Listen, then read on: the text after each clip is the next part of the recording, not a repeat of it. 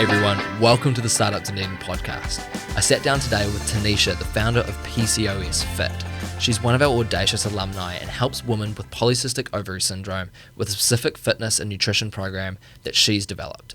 If you're interested in hearing about how someone's personal journey has led to them creating a business that really helps people and influences their health, this is an awesome episode to listen to. We talked to her about her journey on Audacious, as well as, of course, PCOS and her experience with that. So if you're interested in either of those subjects, make sure you tune into the show. Hi everyone, welcome to another episode of the Startup Dunedin podcast. I'm joined today by Tenisha from PCOS Fit. Welcome to the show. Hi, thank you for having me. You're welcome. Thanks for coming on. We always start the show by asking our guests to explain why they started their business and what they did. So do you mind talking to us a little bit about PCOS Fit?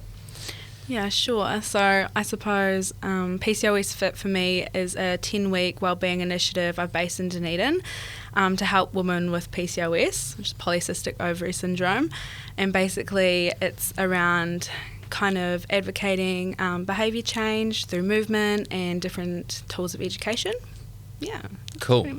And what was your motivation for starting PCOS Fit? So I got diagnosed when I was 17 years old. When the doctor diagnosed me, I ended up going through the full criteria to be diagnosed. And he pretty much said, like, if you want to have kids when you're older, you should lose some weight. And I was 17. Wasn't really the nicest thing to hear at that age, and I just wasn't really getting answers from my doctor, so of course I went to Dr. Google, and yeah, it was just a whole heap of scaremongering, heaps of really scary stats on infertility and depression and eating disorders, and it was really overwhelming. So I went on Facebook and found some like groups online, and some of these women were just going through the exact same thing as me, but you know, some of them were a lot older. They didn't have the background in exercise like I had. My dad was a personal trainer, my mum loved nutrition, so I was really lucky to have that, but I could recognise so many people didn't have those tools that I was brought up, you know, loving sport, loving movement, loving everything. So yeah, that's kind of where it started for me. When I went into personal training my first year when I was 18, I just thought there needs to be something supporting this group of people because there's not enough out there. So what are the implications for somebody that has PCOS but isn't necessarily eating well or exercising how they should be? Yeah, so weight actually can exacerbate some of the symptoms. So like the main symptoms a female might notice being diagnosed previously, or you know, later on they might have really bad cystic acne, like male pattern balding and hair growth like a male as well, because there's a driver in testosterone. That's like one of the tests they do when they're testing you. They'll test your androgen levels. So that can kind of affect that realm of things. You can almost as well put weight on around your stomach. Like it's a lot of, really, it's hard because they're quite like, to be a female and go through things like that, right? It's obviously not the nicest thing to experience, as well as a lot of women can experience like troubles with conceiving. And a lot of them are insulin resistant as well, so they actually put weight on more easily, and it's harder to lose weight. And being insulin resistant and having high glucose levels and stuff, that affects a whole another like realm of things. So yeah, and as well as that, you don't really ovulate, or it's like really hard because the spectrum of side effects is so broad that a lot of doctors can get it quite easily mucked up, as well as, you know, there's a massive drive for hormonal contraception amongst females now. So this can actually delay diagnosis. You know, some females go on contraception from like 14 to 28 years old until they're ready to start conceiving, and then they come off the pill and they're like, oh my God, I'm going through all these crazy changes now. But at that point, for someone who hasn't taken care of their lifestyle, it's too late for them, you know? Like they're 28 and they're like trying to reverse everything. And so for a lot of the clients that I had coming through, they were a bit younger, they seen it from more of a preventative sort of standpoint. Sure.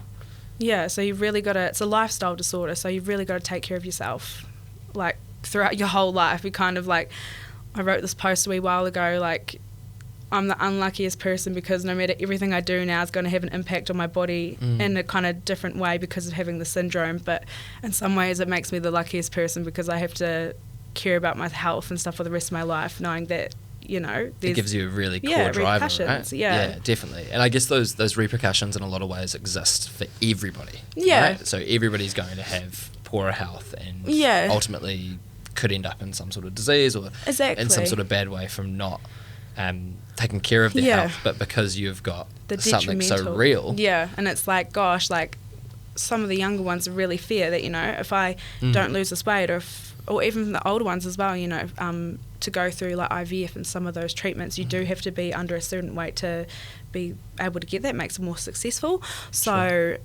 people come in really numbers orientated, and even younger ones, I need to keep this weight off or else I might not be able to have kids. That's the kind of driver, most females wouldn't bear to think of. Are those your like most motivated clients, the ones that want to get pregnant?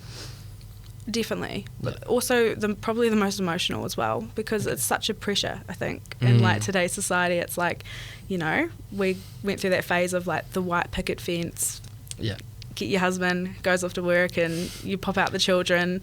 It's like for some people, but for some people they really want that, they want to have children, I get that. It asked a lot, is that one of the drivers for me? But obviously I'm still at an age where it doesn't matter as much yet. So at 17 I wasn't that scared about being told that. I was like, okay, I can deal with it later on in life. Sure. But yeah, for a lot of women, because the research is so behind and stuff, when they're told back at my age, in their 30s now, they don't know anything. And you had the lucky fortune of already being in a family that valued some of the things like nutrition and exercise. Yeah, or having resources, like Google. Yeah, exactly. Yeah. Exactly. So for yourself, obviously you were diagnosed and then somewhere along your journey you decided to help other women. And at what stage did that happen? Was it like from as soon as you're on those Facebook groups, you're like, I can be the person to change this? Or was there a bit of a personal journey for yourself? No, it was definitely a personal journey. I started off kind of being that person who just smashed himself in the gym. I loved exercise, I loved sport, I loved rugby, I just loved sweating. I loved training. It was amazing. And in my first year of personal training, when you go into that dynamic, it's 2 years and you basically just learn how to train general population.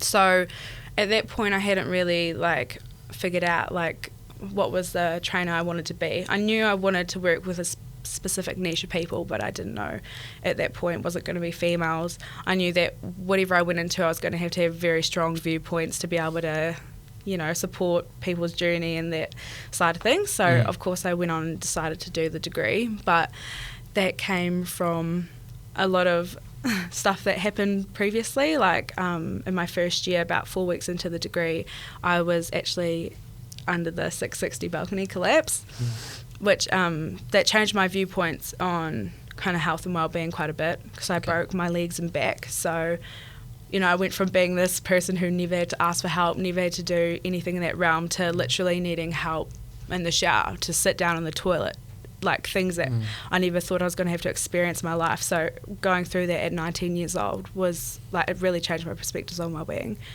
And kind of from that point on, I knew that I didn't want to just train general population. I wanted to train people who, they didn't just need exercise because of, their mental health. They needed it for another purpose. There was something else involved there as to why it was so important. And that empathy comes through when you're training an individual as well. And exactly. They struggle with something in particular. You've obviously had that similar experience before. Yeah, and I think that was the main driver for starting up PCOS Fit, because I knew that I'd experienced the things that some of these women were going through. Not everything. I can't say I've experienced, trying to have children for 10 years and not being able to. Stuff like that, which is, it's so sad, even working with that, it's something, it's crazy. But some of the things the younger ones have gone through, or even the side effects and stuff, bringing all the women together and they all understand each other, it's insane. It's because you can't really talk about some of those side effects to other women. Well, they don't understand it, or their partners, and stuff like that. So bringing them together was really powerful. So if I was somebody that was coming on the program, what would that look like? Is it group training sessions? Is there an education piece? Yeah. What does it actually look like in the day-to-day? So over the 10 weeks, the women first come through and we'll go through kind of a screening process just to make sure they're healthy enough to exercise and stuff like that. as well as like functional movement screen and stuff like that. That's just what we got taught in the personal training background. But we also go through a series of questions around their symptoms and stuff to see if we can get any progressions in the outcome when we're doing post-screening.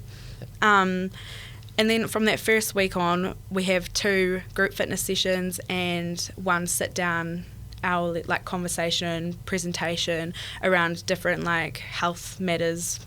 As a group? Yeah. Yeah, okay, cool. Yeah, so the only time they do any individual stuff, at 5 weeks we do motivational interviewing, one-on-one, and the screening is one-on-one as well, post and, pre-screening. Cool. Yeah.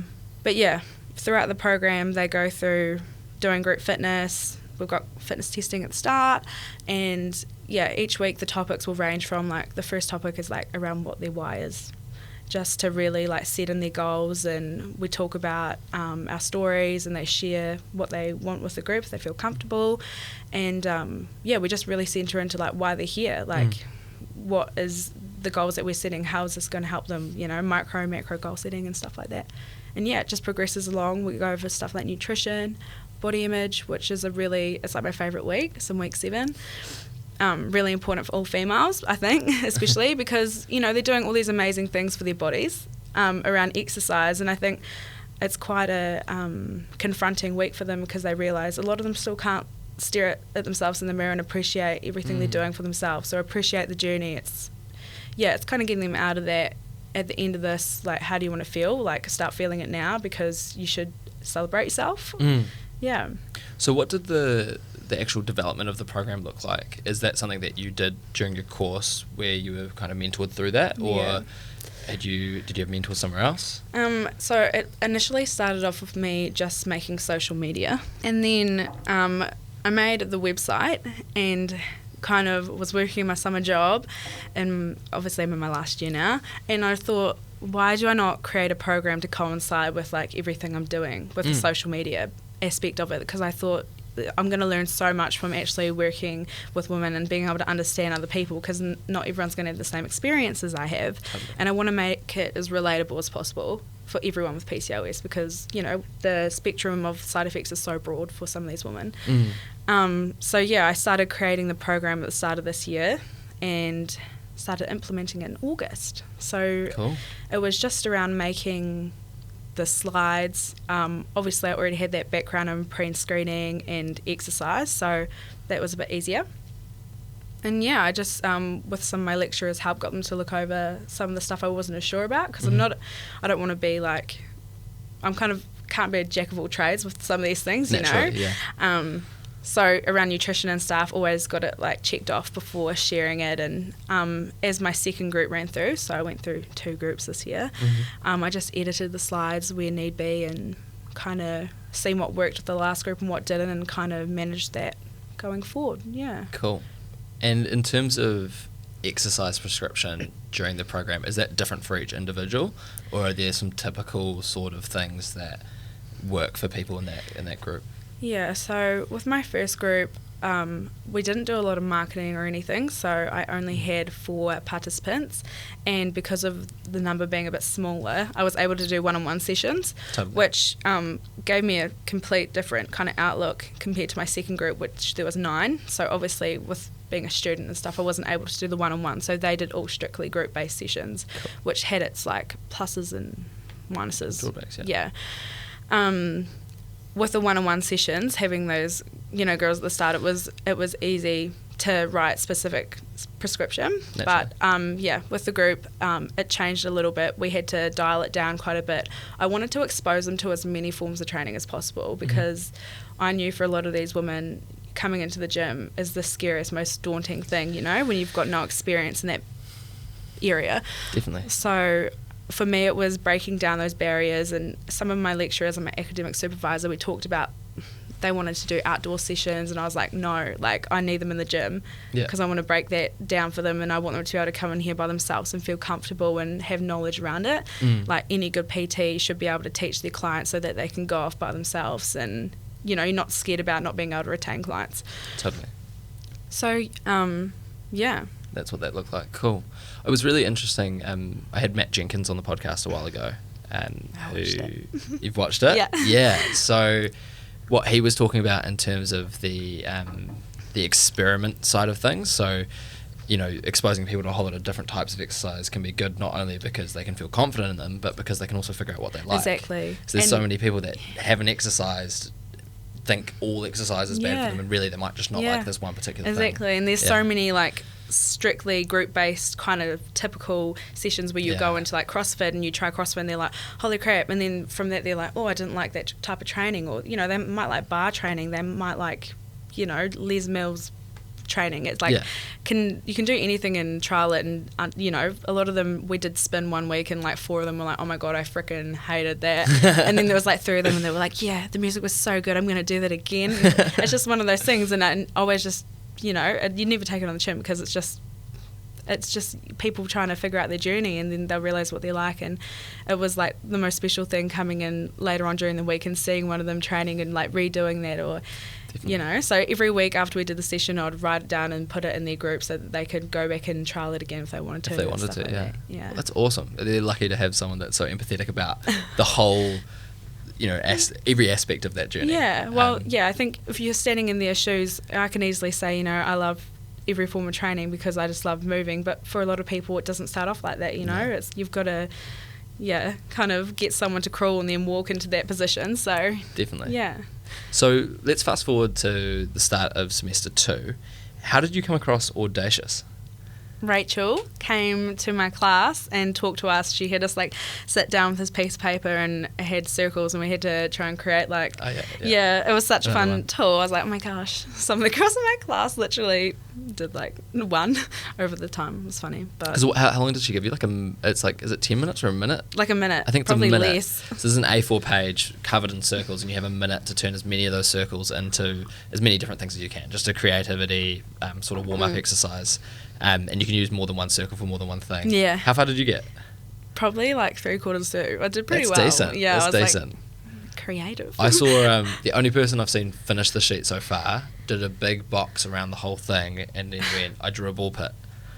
Oh my god, I think we said like a Rubik's Cube or something. Oh, Rubik's Cube, that would have been good. I reckon Connect 4 would be really cool. Yeah, that would be really cool too. But yeah, so she did that exercise, and then did you follow up with her? What did that look like? I emailed her straight after she left the class. Cool. It was just like the perfect timing for me, because I had decided like through all of my placements and stuff that I did, like, it wasn't going to be for me. I didn't want to go into other people's placements. So I was like, I'm doing something on my own, and it's going to be PCOS Fit, and I need to like learn around how to create this into something, because I'd done the social media, I'd made the website. So now it was like, how do I market this? How do I even create this into something? And, you know, all my lecturers were saying like, this is so amazing, you've got to like see where it goes, and I didn't know how to do that. So and sometimes it's not knowing what questions to ask as well. Yeah, definitely. When you're at that really early stage. Yeah. And Rachel just came walking in, and I was like, oh my gosh, this is exactly what I need to be doing. So yeah, went through the interview process and started up.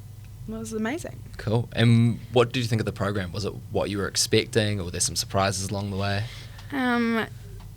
It was a lot better than I expected it to be, because it being like based for students and it being free and like stuff like that, it's just, you don't really expect like the amount of people who are involved, and everyone was so passionate when they were talking and just was so willing to help.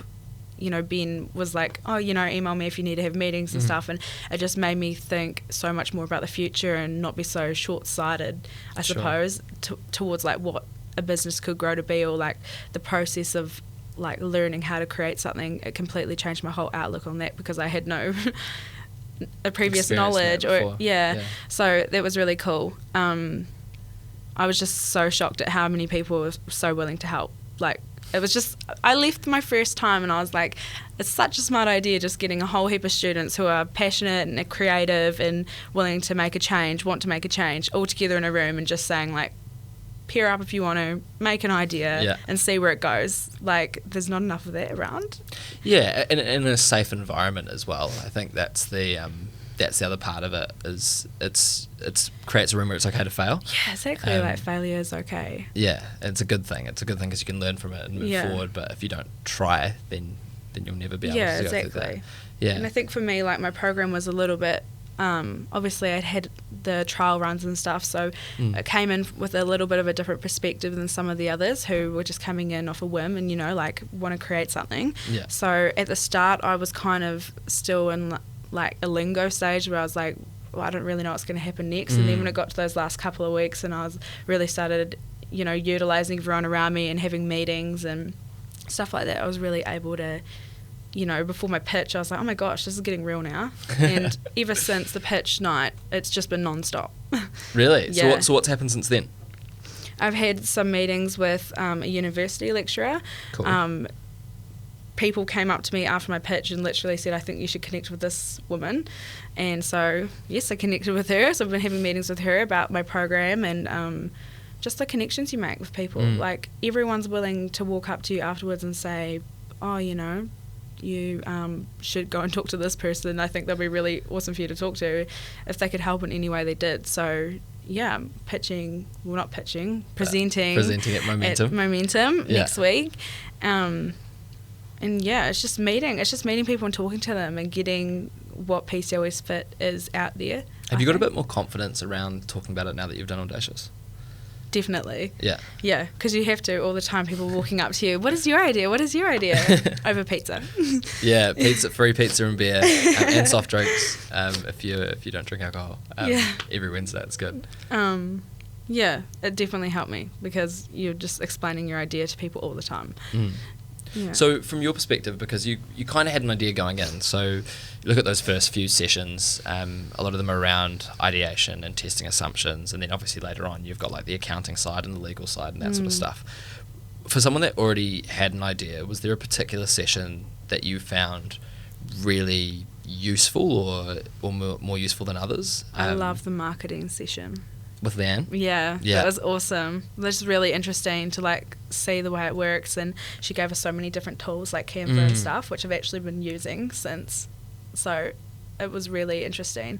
Love learning about all that kind of stuff anyway, because I do want the social media side. Obviously, we're going that way anyway, so I need to start learning about it more and utilising it a lot more than what I am. Definitely.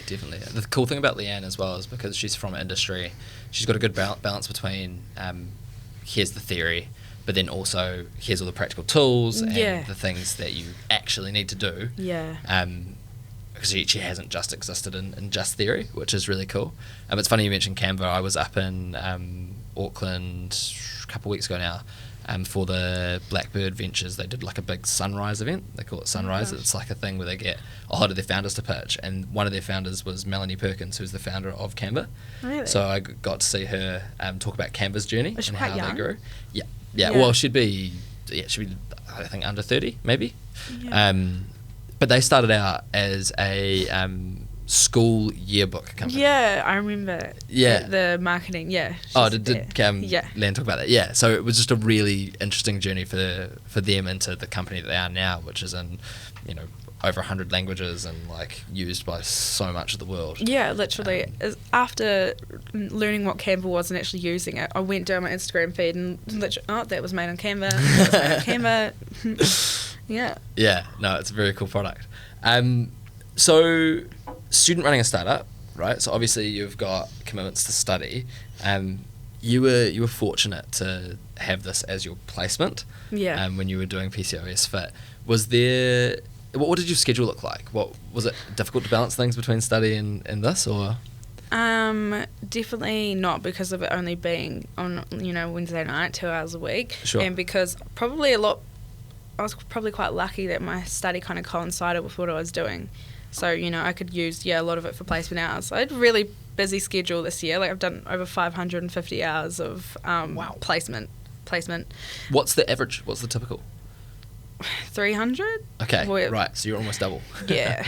That's decent. So it's definitely been a hectic year, but because I was passionate about it, it didn't really feel like work, didn't feel like placement. Last year, I think we had to do 400 and I was scraping the barrel because it was just like, hadn't found what I wanted to do yet. So, it was easy. It was easy? Yeah. Awesome.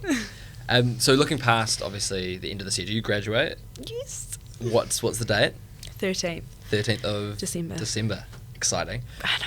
Past that, is PCOS your gig? Is that what you're looking to do full-time next year, or are you still looking at other options? I just need to find something to let me live at the moment. Yeah, pay the bills. Yeah. Yeah, but I really do want to continue on with it. It's finding a suitable gym space, I think. It's like my next point in kind of, I don't know, pitching my idea and saying, you know, because I don't just want to go into any gym space. It needs to be special. Yeah, to support these women. And I don't want to, you know, I'll be contradicting myself if I was to talk about all these things each week and then go into a gym that isn't going to treat them the way they deserve to be treated. Yeah. So, yeah, I need to find something that correlates with my values. And I haven't quite found that yet, but I haven't really done too much researching yet, because you wouldn't want the first program to probably be starting until, like, you know, February, January next year, probably a little bit further than that even, because people are still in holiday mode. Yeah.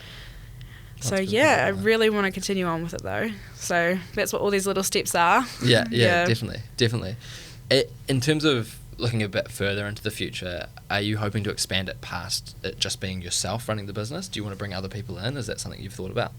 Yeah, definitely. That would probably be like something I'd look into doing next year, because, like I said before, I can't be a jack of all trades with a lot of these things. So I'd love to bring in other specialists. Like, I can say, you know, I can do the exercise, I can do all this kind of stuff, but there's so many things I'm still learning about. Even writing the slides, you know, researching to teach these women, I'm like, God, I didn't even know that. And I'm like, you know, so there are definitely things that I'm like, would love to bring other people on board so that they can help, and more specific help as well. Like, PCOS Conceive is something I would love to do in the future, and that would obviously bring in a lot more people into the picture, because it would be more one-on-one and specifically around trying to get pregnant. Yeah, because that's one thing that I realised throughout the program, is that so many of these women are at different, like, life stages. You know, some of the younger ones who haven't even thought about pregnancy, I'm like, they don't really need to be learning about that, you know, yet. Yeah, sure. So making it more specific, even again, going into like a little subgroup within that. Yeah. Okay, cool. And what about your role? I mean, obviously you're quite passionate about working with people directly. Is that something you want to keep even 5 years down the track? Yes, definitely. I think as well, though, I would love to be able to create something like, the two barriers I see at the moment is, yes, there's only one of me, and also I'm based in Dunedin, so that restricts a lot of these other women around New Zealand, around the world.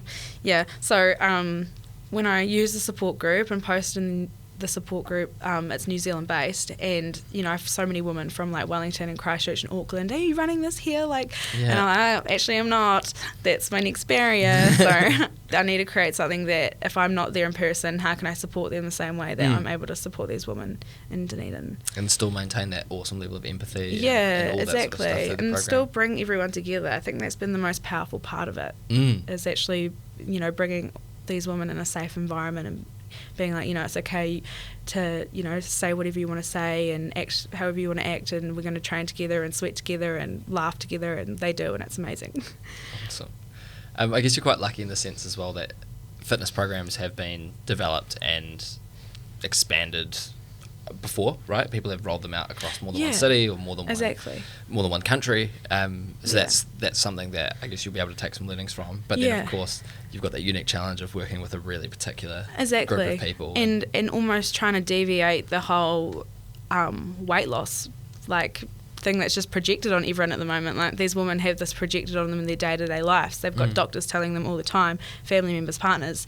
So it's like throughout the whole program, we don't really go over weight loss until almost the last week, when I feel like by that point they've built up enough tools to realise, you know, there's so many other beneficial things to being healthy and exercise that add so much more to your life than just weight loss, which, I think a lot of those programs like online at the moment are really projected towards, you know, how much weight can you lose over a certain amount of time and stuff like that, and it's really not something that we get into in the program because they just don't need it, and for a lot of them it's really unrealistic. They're not trying to do the program with a girl with washboard abs and trying to, you know, I'm going to exercise and look like her. It's like a win for them might be losing 2 kgs over the 10 weeks, and that's really realistic and it's maintainable for someone with PCOS. But if they go into a lot of those other programs, they start feeling really bad about themselves and why am I doing this? I've taken 1 step forward and 2 steps back because look at the weight loss I've, you know, amounted to compared to hers. Yeah, totally. It's a massive mental thing with social media. So how do you couch it differently when you're, because obviously you said you talk about it later in the program. How do you approach it so it's not as jarring? I think when we first start out, a lot of them really are numbers orientated because of just the way everyone is really with society and stuff like that. So they do come in at the start, you know, I really want to lose this amount of weight. What do you think about these kind of foods? Should I be eating this? And honestly, everyone, they're allowed to have that opinion and they're allowed to go through that, and we do discuss stuff around that, but at the same time, every little thing we talk about kind of, I'll have something to back it up. So, you know, we still go over diets and stuff like that and our nutrition ones, because you can't, you know, go to someone, diets are bad, you're going to fail if you do one. Have fun dealing with the yo-yo effect that's about to occur, you know. You can't go around saying stuff like that. So you've just got to show, you know, these are the kind of diets that are in at the moment. A lot of women with PCOS are trying keto, they're trying this, and they're getting these kind of results. And if you are going to do this, here's a percentage of people that have, you know, successfully done it for over a year. But this is what usually happens when someone does a diet. And you know, here's these skinny teas and they make you feel like this when you're taking them, and afterwards this is how you're probably going to feel, so you're probably going to buy into something else. That's, you know, it's like a big cycle. So it's kind of making them more aware of themselves. It's tuning them more into why they're really here. Are they here because they want like the weight loss? You know, it's once again just celebrating those other successes you can around movement. It's almost being honest about it as well, right?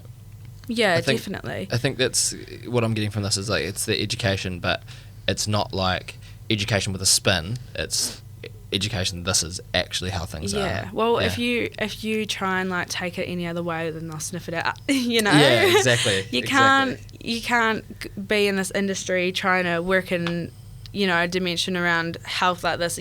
You know, without, like, even they'll look at me sometimes and, oh, what do you do? What do you eat? Because sometimes my body shape's not the same as theirs, and it's just, you know, I say to them, haven't stopped exercising in a gym environment since I was 15, you know. I've been doing this for 7 years and I'm aware of the benefits that come with it, but I don't, you know, do some things, and some things I do, and I still eat unhealthy food sometimes, and I don't feel bad about it. And you know, it's, you're not trying to press your beliefs onto them, but you're opening them up to a whole wide of things that maybe other people, other practitioners haven't thought of before, or aren't, you know, they haven't really been equipped to give them that advice. I was going to say, it's more difficult advice to give, because with your program you package up the rest of the program with that advice. It's not like you have one conversation with them and say, here this is. They also get the rest of the support through the rest of that 10 weeks and with the other women that are there. And that was the bridge that was missing, right? They were going and having that 10-minute conversation of having someone say that you need to lose weight, like, and then they go out and, you know, look online and see, oh, there's this 10-week program, or I could do these shakes that are going to help me with this, because I don't really know any other way of how to do it. You know, because like exercise is so medicalised now. It's like, oh, I get told by a doctor to lose weight, and now I'm going to... And the other thing is, if you do a Google search, it's like, boom, there's a million different results. Yeah, or... So it's really hard to stay focused. And you just end up picking up the easy things to come by, right? Yeah. And it is kind of human nature these days anyway to, you know, try and find the fastest thing to, you know, get to that goal. I mean, like some of the women from reading support group stuff, I base a lot of my posts off what I read on there, and you know, I see posts around the common drugs that women are put on, which are like metformin and Duramine when they have PCOS, because they kind of help with weight loss, they help with insulin resistance. And I read some posts like most days of women saying, oh, my doctor won't give me these drugs, like where can I go? You know, what doctor can I go to in Auckland area or blah blah blah to who will give me these like easier, because I've tried everything, or you know, it's getting people out of that mindset, and it takes a lot. I mean, everyone's looking for the easy fix, right? Especially when you're desperate and you've been trying a lot of stuff for a long time. Exactly. And you know, some people haven't, you know, found the right person, they haven't found the right style of exercise, they haven't found the style of eating that works for them, that's maintainable, you know, throughout their life. So you can definitely understand. I mean, I always say to my clients, with fitness and like your health journey, it's like ongoing, it's never, you know, all the way up all the time. And we go over that heaps, because for a lot of them, you know, they'll say, oh my god, I've just lost my train of thought.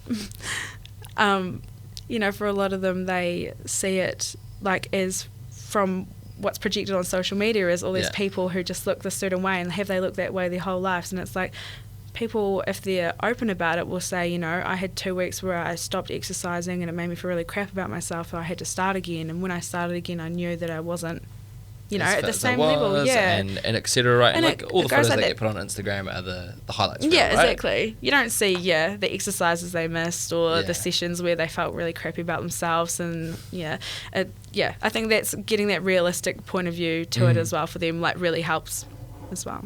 The sessions they missed is a really good example, right? Like, if you look at a page that's all full of people doing exercises at the gym, that page is never going to have a video of, like, someone sitting in bed and rolling over and turning their alarm on snooze, right? Exactly.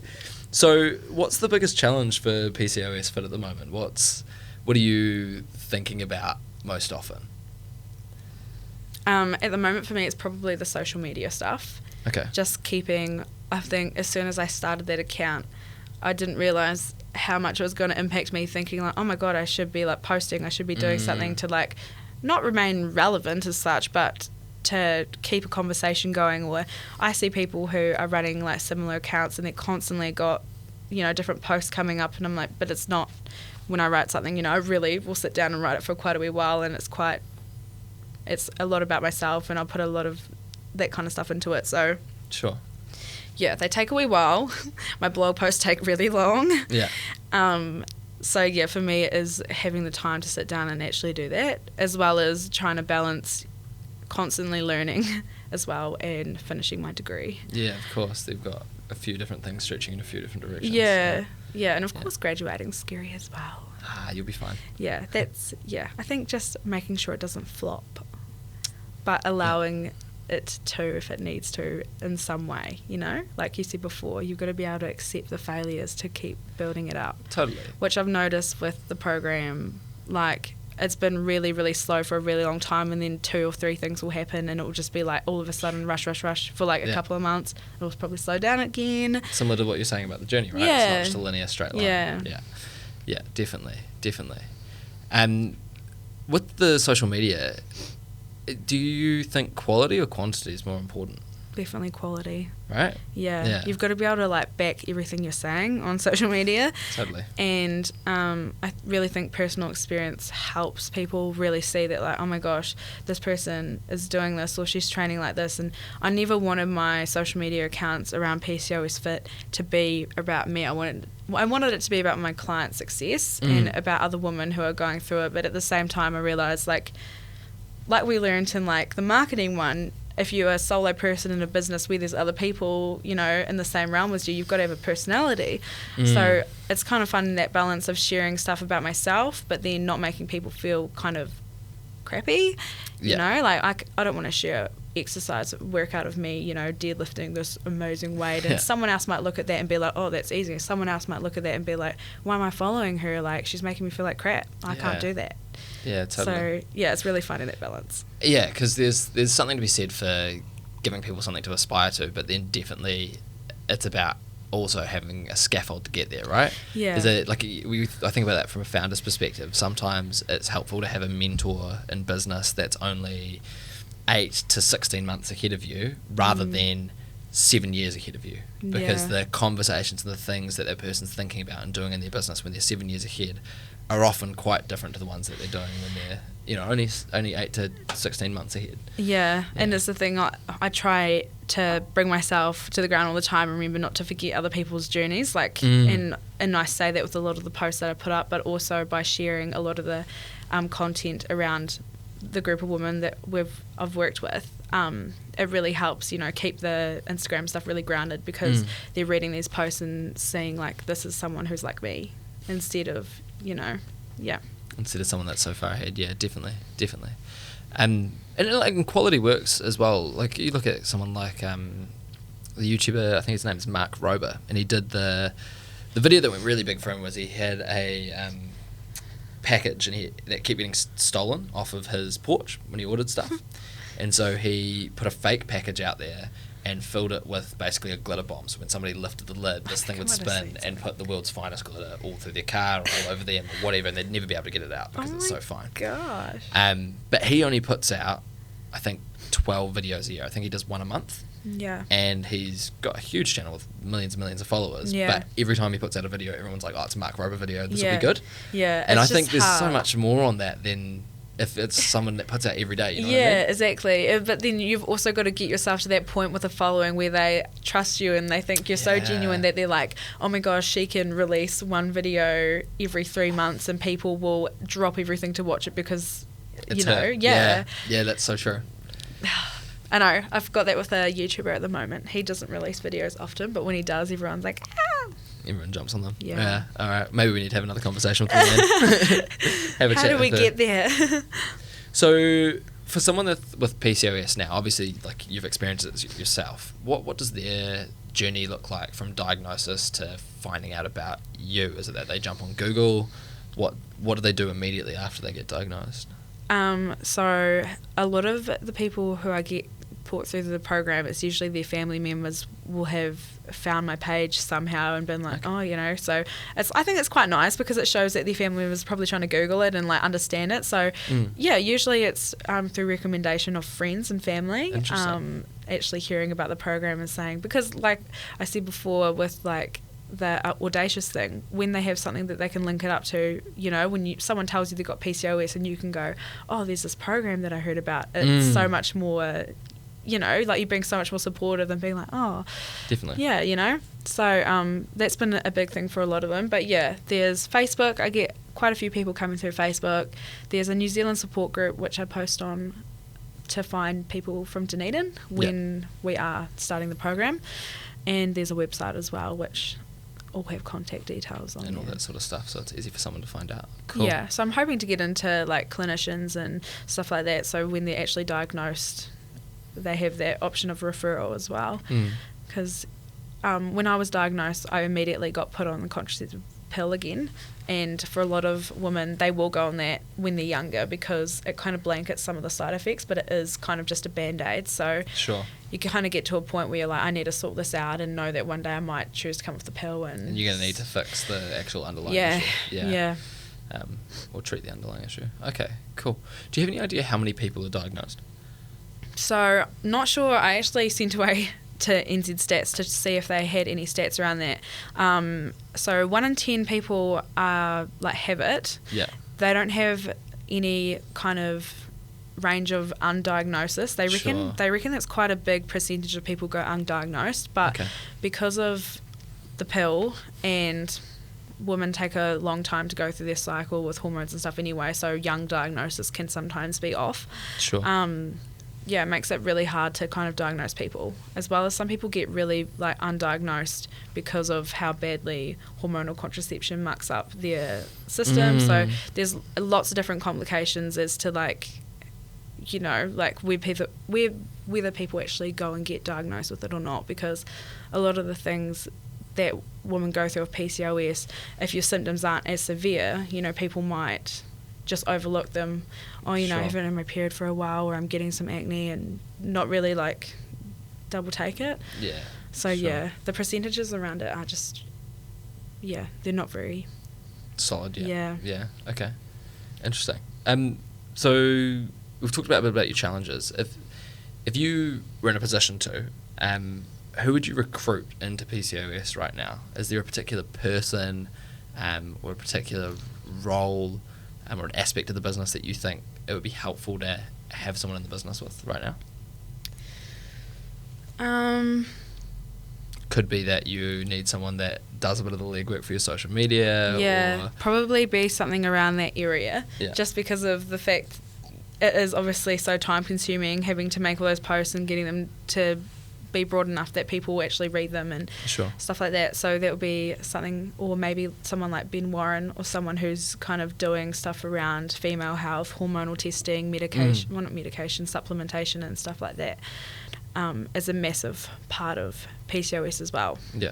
So definitely down that realm. Cool.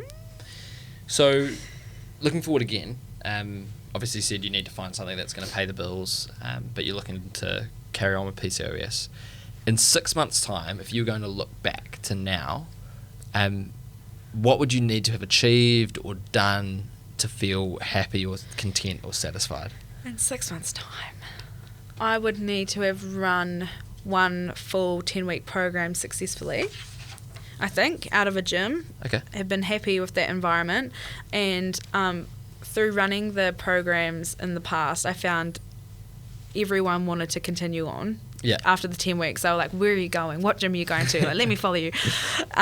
So being able to create something that's a little less intense as like the first 10 weeks would be really beneficial as well, I believe, for them as to like a maintain follow-on it. program? Yeah. Yeah, okay. Yeah, so that would be success for me. And being able to bring on the clients I had through this year as well, because, a lot of them are in a place now where they're like, what do I do next? Yeah, and I guess that's a part of the journey that you can't answer yet because you haven't seen it happen yet. Exactly. Because it's a really interesting question, because you almost want them to keep training in that same group they're in, but then somebody moves town, and exactly. what happens when they lose that and they need to come back in? Yeah, and they only signed up for the 10 weeks, so a lot of them are off trying to find a different gym to go to, and like I don't really have any like sound recommendations to where to go, because I, for one, haven't trialled the gym myself, wouldn't probably get treated the same as some of the females going in there, and I wouldn't want to give them a blanket recommendation of something that I wasn't completely sure of myself. Yeah, totally. And you're new-ish to the industry, right? So you haven't necessarily formed relationships with a whole lot of people yet. Yeah, so it's definitely a tough one. Interesting. So, second to last question. If you could go back in time this time, so we've thought about 6 months in the future. Okay, if we're going back now. We're going way back. If you go back to before you started PCOS Fit, or before you came on Audacious, what would it be that you would do differently? Were there any mistakes or changes that you'd like to make? I think it's just believing in myself, honestly.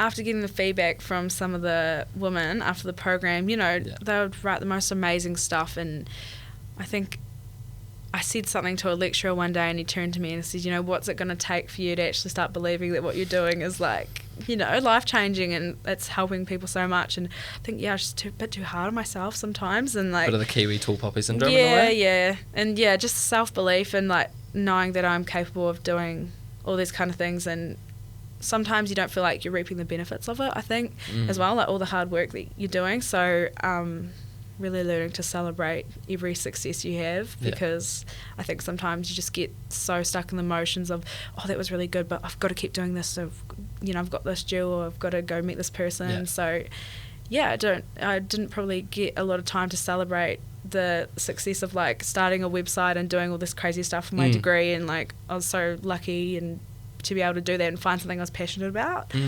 So definitely 6 months So a little bit ago. of like practicing what you preach as well, right? Oh, 100%. Yeah. That's like the biggest thing I learned throughout the programs, around everything. I definitely need to practice what I preach. Awesome. I'll probably watch this back later and be like, do it again. Practice what you preach. So that wraps up all the questions I had. What message do you want our audience to take with them? Just to have more awareness around PCOS.